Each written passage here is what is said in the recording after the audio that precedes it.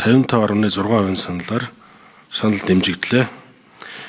За ингээд эдийн засгийн байнгын орооны гишүүд Монгол улсын нийт хүүхдийг алагчлалгүйгээр 6-аас 12 дугаар ангид одоо хоол идэхгүй байгаа хүүхдүүдэд өдийн цайг нь багч гисэн одоо 3,500-аас 4,000 төгрөгөөр олгохыг дэмжиж улсын их хурлын чуулганд оруулж байна. Тэгээд энэ шийдвэрийг гаргасан эдийн засгийн байнгын орооны нийт гишүүдтэй Монгол улсын боловсролын одоо тогтолцоо нийт хүүхдүүдийн эцэгчүүдийн өмнөөс баярлж талархж байгаа илэрхийлье.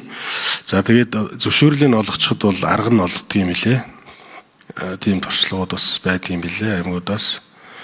Зөвшөөрөл нь олгочвол энэ хүүхдийн хоолыг бол дүүргийн дарга, хорооны дарга нар сургуулийн захирлууд хариуцна, аймгийн дарга нар хариуцна, сумдын дарга нар хариуцна, сургуулийн захирлууд хариуцна.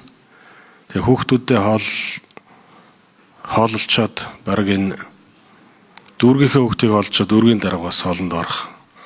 Ингэж бас юм сайхан шударга явах бах. Тэгээд Монгол дээр энэ одоо үйл явдал бол хамгийн эрхтэй зүйлээ. Тэгээд дараагийн энэ батчин гишүүнээ сайжруулах, одоо хоолны заалан дээр анхаарах, илүү одоо сөрөнгөөлөх, хоол үйлдвэрүүд их дэмжигдэх байх төсөв үдий багч гисэн. Өөрөнд яг гишүүн бас энэ дээр сайн санал хэллээ. Тэгээд та бүхэнд баярлалаа.